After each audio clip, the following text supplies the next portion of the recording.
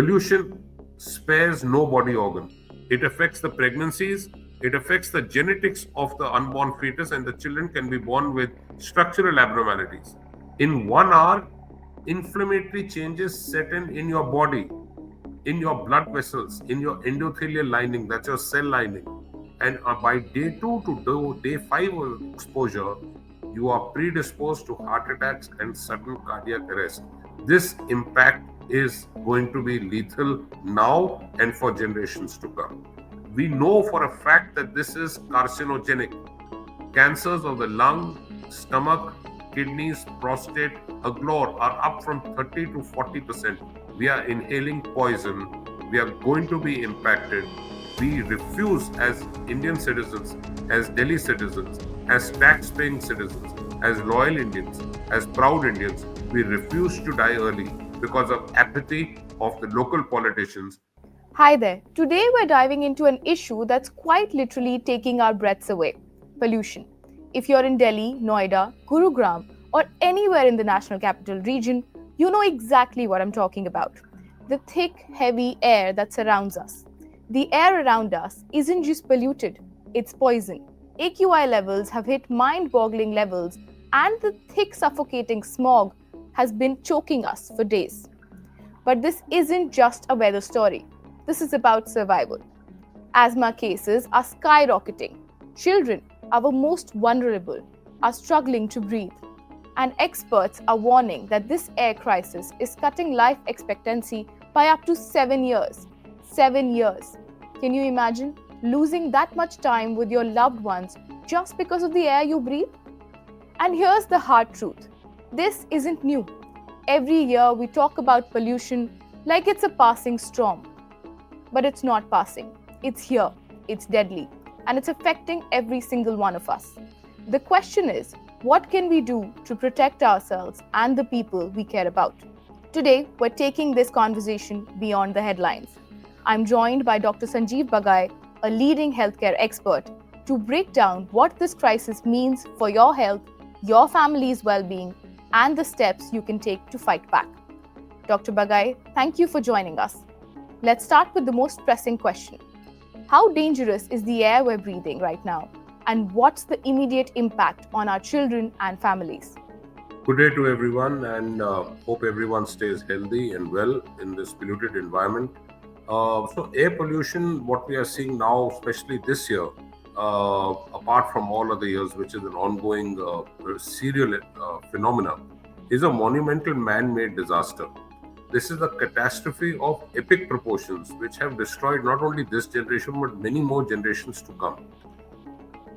Overall, if you see globally, there are more than 5 million people who died directly because of the impact of air pollution, and out of which 2 million are dying in India alone. That's a whopping 40 to 45% of the global deaths because of an impact of air pollution is in India. What we are seeing now is we are losing approximately 8 to 10 years of overall lifespan of adult life directly because of air pollution. And every 10% increase in PM 2.5, what we call as particulate matter, fine particulate matter 2.5 microns, is giving a two-fold increase. That's a 200% increase in cardiovascular and metabolic events in the body. Every 5 microgram increase in PM 2.5 is giving a 4% increased death rate. More than 10 notches higher is giving 8%, and more than 35 notches higher is giving a 25% increase in death predisposition. Here, what we are seeing in Delhi this year, that PM 2.5 is in hundreds. That means your chance of getting a mortality event is extremely high. It's not only the PM 2.5, it is the other toxic gases like carbon monoxide, SOx, NOx, which is sulfur and nitrogen compounds, and these cause immediate respiratory distress in 15 minutes of exposure. In 1 hour, inflammatory changes set in your body, in your blood vessels, in your endothelial lining, that's your cell lining. And by day 2 to day 5 of exposure, you are predisposed to heart attacks and sudden cardiac arrest. These studies have been published at length in Lancet, British Medical Journal, New England Journal of Medicine, and various other health expert magazines and journals. This is data which is accumulated across the world, and they've done studies across 27 cities in India, 18 cities in India, and this is the cumulative meta analysis as what I have just portrayed. This impact is going to be lethal now and for generations to come. To put it in a very simple manner, pollution spares no body organ. It causes in the heart attacks, abnormal heart rhythms, what we call as arrhythmias, hypertension, coronary artery disease, cardiac arrest. In the lungs, asthma, almost 50% increase, bronchitis, pneumonia, wheezing, chronic obstructive lung disease. In the brain, it can predispose to strokes, bleeding, dementia, 2 to 4 fold increase, Alzheimer's disease, memory loss, behavior, aggression, mood changes, especially in children. It affects the pregnancies, it affects the genetics of the unborn fetus, and the children can be born with structural abnormalities. Stillbirths, small for date and preterm births, bone disease, obesity, a direct link with the leptin involvement of at the genetic level, metabolic dysfunction. It involves the skin, sore eyes, throat, ear, lung infections, including pneumonias, viral and bacterial, overall mental and cognitive health, liver and intestinal involvement, kidneys involved, immune dysfunction. It causes peripheral vascular disease, including thromboembolism. Allergies are very high. We know for a fact that this is carcinogenic. Cancers of the lung, stomach, kidneys, prostate, agglor are up from 30 to 40%. It is anti-hormone. This entire episode affects your hormones of your body, causes infertility, and of course a host of infections. In short, it spares no body organ. We are inhaling poison. We are going to be impacted. We refuse as Indian citizens, as Delhi citizens, as tax-paying citizens, as loyal Indians, as proud Indians, we refuse to die early because of apathy of the local politicians, unable to grasp the situation, not to keep protocols in place. And what we are seeing is a blame game while we die. Dr. Bagai, I agree with all the points that you've raised. What I want to understand from you is that what can be done right now to reduce the damage? Are there immediate steps individuals, families, or communities can take to protect themselves? Yeah, so I will divide this in two parts. One is at a policy level. So I think the Delhi government has not been proactive and interactive with the local agencies to get the act together. I don't think their approach has been accurate, and we are suffering. Now, the blame game between one state to another state is not helping any citizen either. You cannot say that the parali burning has decreased. The fact is, it should not happen at all. Someone is saying it has decreased 10%, 20%, 30%. There were early so many thousand fires. Now there are only so many thousand fires. Even one murder is bad. You can't say there were 100 murders earlier and therefore there are only 5 murders now, so therefore I'm very good. That's complete nonsense. Parali burning, Punjab is on fire. We know that. I get patients from there. On both sides of the highway, the crop burning is agglor. Industrial emissions within Delhi. But a large section of what we are seeing in Delhi is local production. That means that in-house defect. So focusing on what we can do. We need proper accountable road laying. We can't have only a stretch of the road tarred and then it disappears in one rain and the rest of the peripheries of the road lying open to dust. Therefore, road dust is a major contributor. Delhi transport system sucks. We know that. We were promised for the last 10 years, 15 years, we'll have world-class transport system like London, Tokyo, Paris. That's nonsense. We've been told wrong promises. This is a lack of commitment and lack of promise fulfilling. The fact is that the Delhi transport system is perhaps one amongst the worst in the world. If it was not for the metro, which was started well before the present government's time, we would have been actually in a very, very precarious position. Fossil fuel, wood burning, and last most importantly is the waste management. So allow me just few seconds on the waste management. We keep talking of landfills, which is in Ghazipur and other places. Those are huge ones. But there are various landfills as open dhalaus, which are in all residential colonies within Delhi. These emit toxic gases. PM 2.5, methane mainly, benzene compounds. These are highly carcinogenic. These are like acid to the body. They are corrosive to the body. And the residents are inhaling this 24 by 7. Can't Delhi government get the waste management right? That's the basic. We pay our property taxes for this. We pay our taxes so that we can have a proper air to breathe. We pay our taxes so that our life is not cut short. The Delhi government Okay, Dr. should Bagai, get. I mean, on this particular broadcast, I didn't want to get into the whole political side of it. We've been seeing this blame game happening almost every year, right? What I want to be able to give our audiences today is what they can do on their own individual level, their family level, to help save themselves from this health hazard that is there out there that we're breathing every second. So I think the Dhalaus in the residential areas need to be contained. Delhi has to become Dhalau free. That's waste management must be set right, whichever agency is responsible. At an individual level, especially the children, the elderlies, and the vulnerables. The vulnerables are one who have comorbidities. That means hypertension, coronary artery disease, asthma, chronic obstructive lung disease, transplant patients, immune deficient patients. They need to protect themselves. So don't expose yourself unless until it is a must.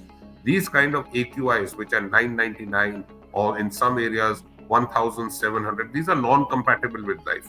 You cannot breathe this air. If you breathe this air, you're causing severe jeopardy to your life. If you're going out, please wear an adequate mask, much like we wore in COVID. Children, especially in the smaller age group, don't expose them to this air because the children's lung capacity is that much smaller as compared to adults. Elderlies who are predisposed to wheezing and allergies and asthma must take the inhalers. Do not self-medicate. Very often, early stages antibiotics for a cough are not required. Please consult your doctor during this environment. The best way forward is to have an online consultation. Okay. Now, sir, you spoke about masks. I would request you to enlighten our audiences that what type of mask is the best for them to be wearing. Because I see out there are a lot of people who are just putting on those surgical masks that come for 10-15 rupees and walking out. Is that enough to protect you from this toxic air? So there are two parts to your question. One is the type of mask, and the second, the way it is worn. Even a simple surgical mask is good enough to keep the particulate matter out. Even a handkerchief or a double cloth mask is good enough. Of course, an N95, what we are all familiar with during the COVID era, is excellent. But a simple mask which protects you is good enough. But it has to cover the upper part of your nose, the entire stretch of your mouth, and so that there are no areas as gaps where air can come in. If that happens, then you will be inhaling a lot of the toxic gases and fumes. So a surgical mask is fine. A double surgical mask is even better, or a double cloth mask is equally good, and properly fitting so that there are no gaps as far as the entry of particulate matter and toxic fumes is concerned. Okay. Dr. Bagai, if you do have a mask around you, could you just show a demonstration to our audiences what exactly they should be looking out for? Yeah. So this is a N95 mask. This is a triple layered which has a filter, and it has to be well fitted, and it has to be worn in an accurate manner, which covers the upper part of your nose, around the ears, and there is no gap either up or at the sides or below. This is the way what we wear in the clinics. But otherwise, a mask, even a cloth mask or a surgical mask, is sufficient, which covers from ear to here and ear to ear. I'll take this off. Okay, thank you, sir. That was very, very helpful. Now, speaking of damages, we've been talking about the damage it does to your health. How does this pollution affect us at a cellular level, beyond what we can see and feel, what's happening inside our bodies due to this toxic exposure? So when we talk very often of AQI, AQI is a component of many verticals. So it has particulate matter, what we call as 2.5 microns, 5 microns, 10 microns. It has various gases like carbon monoxide, carbon dioxide, sulfur dioxide, ethane, methane, benzene. Then it contains hydrofluorocarbons. These are carcinogenic, volatile organic compounds, which are again carcinogenic. black soot, what we call as carbon. That's why when you are in a polluted environment, especially people who are wearing a white shirt will have a very dark line on the collar. That's the soot which is in the environment. Then, of course, is the heavy metals like lead, mercury, antimony, and plastic. We'll discuss plastic in a minute if you have time. And of course, the smoke which is there, free radicals, and so on. What this does is it enters into the body and it starts a cascade of inflammation. This is very much like any other infection, what causes, like COVID causes. There's a lot of protein and cytokines which are released, free radicals which are released, inflammatory markers which are released, exactly like in COVID. This affects your blood vessels, it goes into your lungs, into your stomach, into your intestines, into your brain, and all the side effects, what we just mentioned in the early part of the program, is because of this inflammatory mechanism which sets in. Once this becomes a chronic inflammation, then the stage of cancers, COPD, dementia in the brain, heart attacks set in, sudden cardiac arrest. So pollution overall is devastating at a cellular level. It destroys the cell, it kills the cell. Okay. Now, another critical aspect that we need to address is the presence of pollutants like lead, heavy metals, and as you mentioned, plastics in the air, microplastics. These toxic substances pose serious health risks for neurological damage, from neurological damage to respiratory issue, and even long-term organ damage. Can you tell us more about these invisible yet very dangerous threats? So, we've reached an era now in which the world is engulfed with plastic. So, very quickly, when we use a plastic bag or a polythene bag or any other plastic, a plastic bottle, a PET bottle, a water bottle, or indeed a soda bottle or a Coke Pepsi bottle, which anyway is not good, and it is discarded, very often it is not recycled in an appropriate manner. It enters into the routine waste. What this does is it degrades down and it forms what we call as first microplastic and then nanoplastic. It breaks down.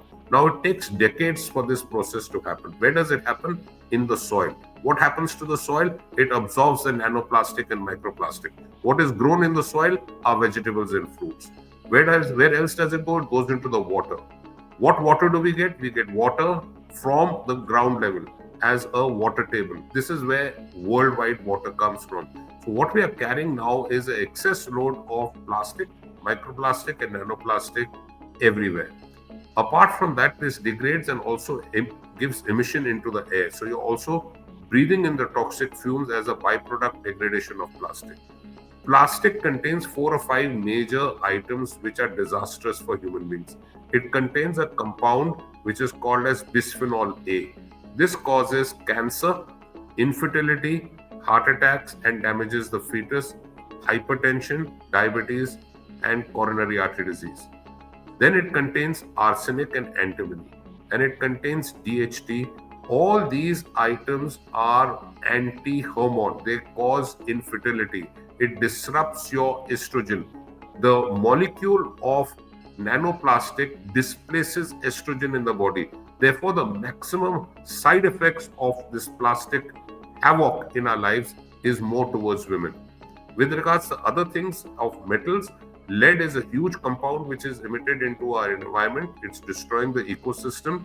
In children, we've seen lead poisoning quite often. It need not be to that level in which the child is dying, but sometimes we've even seen fatal episodes of this.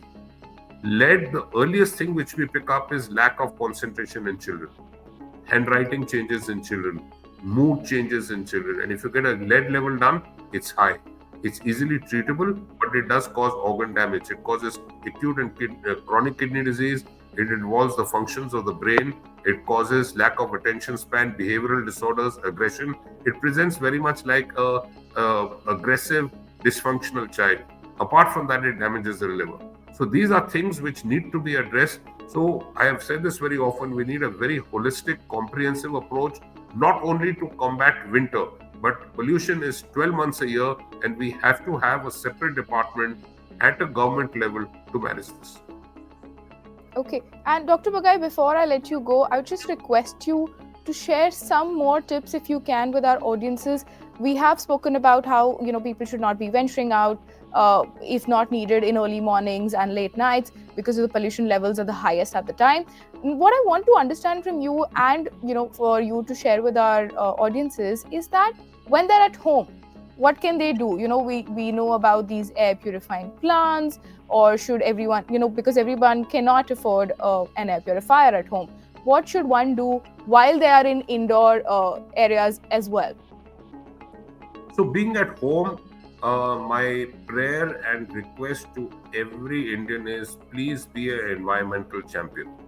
Make sure that the green cover in the environment is not filled with trees or not cut. You cut a tree, you're cutting a human life in return. But this is damaging our complete ecosystem. But within the home environment, we very often talk of outdoor pollution. But 20% of overall pollution deaths are because of indoor pollution. So focusing on indoor pollution, odors are not good. So the liquid form of or the coil form of mosquito repellents give a huge amount of toxic fumes in the microenvironment of the home. Earlier days, it used to be kind of ingredients in the ceiling which was used to keep it as waterproof and temperature proof, what we call as asphalt, but that's not used any longer. But paint causes lead emissions in the environment.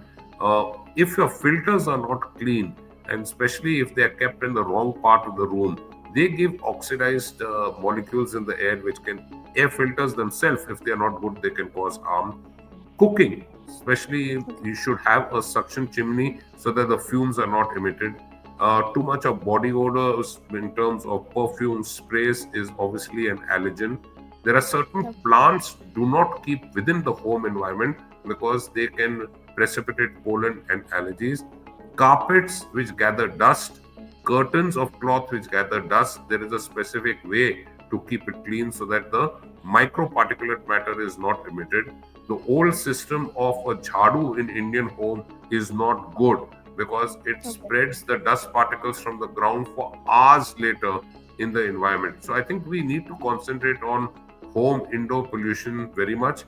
Mold in the walls because of dampness is a huge irritant to the human health.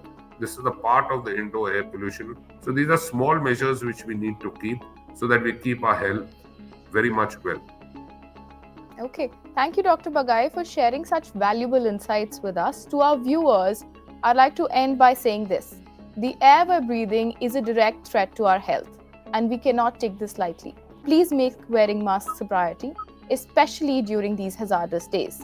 Avoid venturing out during early mornings and late nights when pollution levels are at their worst. Protect yourselves, protect your loved ones, and let's take every possible step to stay safe. Here's hoping for cleaner skies. Thank you for watching.